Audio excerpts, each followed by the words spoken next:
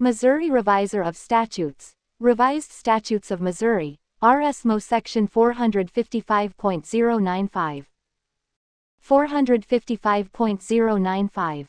Electronic monitoring. When, requirements, expiration date. 1. For purposes of this section, the following terms mean. 1. Electronic monitoring with victim notification. An electronic monitoring system that has the capability to track and monitor the movement of a person and immediately transmit the monitored person's location to the protected person and the local law enforcement agency with jurisdiction over the protected premises through an appropriate means, including the telephone, an electronic beeper, or paging device whenever the monitored person enters the protected premises as specified in the order by the court. 2. Informed consent. The protected person is given the following information before consenting to participate in electronic monitoring with victim notification. A. The protected person's right to refuse to participate in such monitoring and the process for requesting the court to terminate his or her participation after it has been ordered. B. The manner in which the electronic monitoring technology functions and the risks and limitations of that technology. C. The boundaries imposed on the person being monitored during the electronic monitoring. D. The sanctions that the court may impose for violations of the order issued by the court. E. The procedure that the protected person is to follow if the monitored person violates an order or if the electronic monitoring equipment fails. F. Identification of support services available to assist the protected person in developing a safety plan to use if the monitored person violates an order or if the electronic monitoring equipment fails. G. Identification of community services available to assist the protected person in obtaining shelter, counseling, education, child care, legal representation, and other help in addressing the consequences and effects of domestic violence, and H. The non-confidential nature of the protected person's communications with the court concerning electronic monitoring and the restrictions to be imposed upon the monitored person's movements.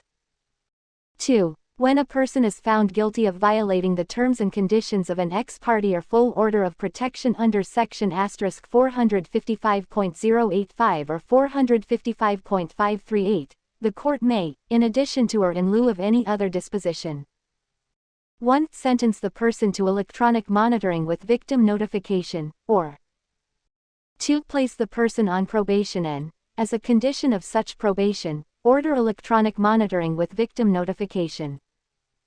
3. When a person charged with violating the terms and conditions of an ex parte or full order of protection under Section *455.085 or 455.538 is released from custody before trial pursuant to Section 544.455, the court may, as a condition of release, order electronic monitoring of the person with victim notification. 4. Electronic monitoring with victim notification shall be ordered only with the protected person's informed consent. In determining whether to place a person on electronic monitoring with victim notification, the court may hold a hearing to consider the likelihood that the person's participation in electronic monitoring will deter the person from injuring the protected person. The court shall consider the following factors. 1. The gravity and seriousness of harm that the person inflicted on the protected person in the commission of any act of domestic violence. 2. The person's previous history of domestic violence. 3. The person's history of other criminal acts, if any. 4. Whether the person has access to a weapon. 5. Whether the person has threatened suicide or homicide. 6. Whether the person has a history of mental illness or has been civilly committed, and 7. Whether the person has a history of alcohol or substance abuse. 5. Unless the person is determined to be indigent by the court, a person ordered to be placed on electronic monitoring with victim notification shall be ordered to pay the related costs and expenses. If the court determines the person is indigent, the person may be placed on electronic monitoring with victim notification, and the clerk of the court in which the case was determined shall notify the Department of Corrections that the person was determined to be indigent and shall include in a bill to the department the costs associated with the monitoring. The department shall establish by rule a procedure to determine the portion of costs each indigent person is able to pay based on a person's income, number of dependents, and other factors as determined by the department and shall seek reimbursement of such costs. 6. An alert from an electronic monitoring device shall be probable cause to arrest the monitored person for a violation of an ex parte or full order of protection.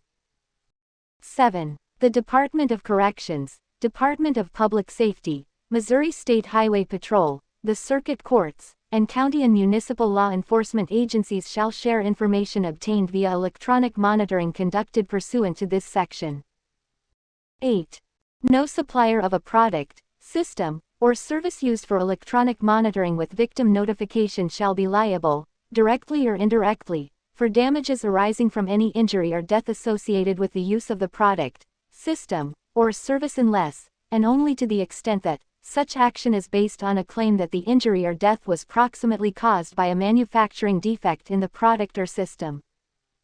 9. Nothing in this section shall be construed as limiting a court's ability to place a person on electronic monitoring without victim notification under Section *544.455 or 557.011.